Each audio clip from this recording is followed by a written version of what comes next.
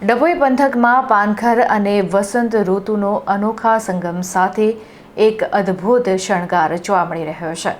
હાલમાં ડભોઈ પંથકમાં પાનખર અને વસંત ઋતુનો અદ્ભુત સંગમ જોવા મળી રહ્યો છે। માર્ગો પર પથરાયેલા સૂકા પાંદડાઓ અને વૃક્ષો પર ફૂટતી નવી કૂંપણો માનવીના જીવનચક્રની યાદ અપાવી રહ્યા છે। માર્ગો પર પથરાઈ પાંદડાઓની સોનેરી ચાદર તે ડભોઈ પાસેના મુખ્ય માર્ગો તેમજ અંતરિયાળ રસ્તાઓની બંને તરફ આવેલા વૃક્ષો પરથી મોટા પ્રમાણમાં આ સૂકા પાંદડાઓ ખરી રહ્યા છે।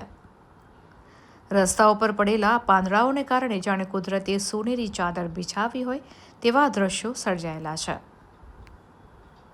આ દ્રશ્યો જોઈને વર્ષો જૂની ગુજરાતી કહેવત અને દુહો યાદ આવે છે કે પીપળ પાન ખરતા હસ્તી કૂંપળિયા મુજ વીતી તું જ વીતશે ધીરી બાપલિયા અર્થાત ખરી રહેલા પાંદડાઓ નવી ફૂટતી કૂંપળોને કહે છે કે આજે મારો સમય પૂરો થયો છે, કાલે તારો પણ આવશે। આ જ સંસારનો અને પ્રકૃતિનો શાશ્વત નિયમ છે।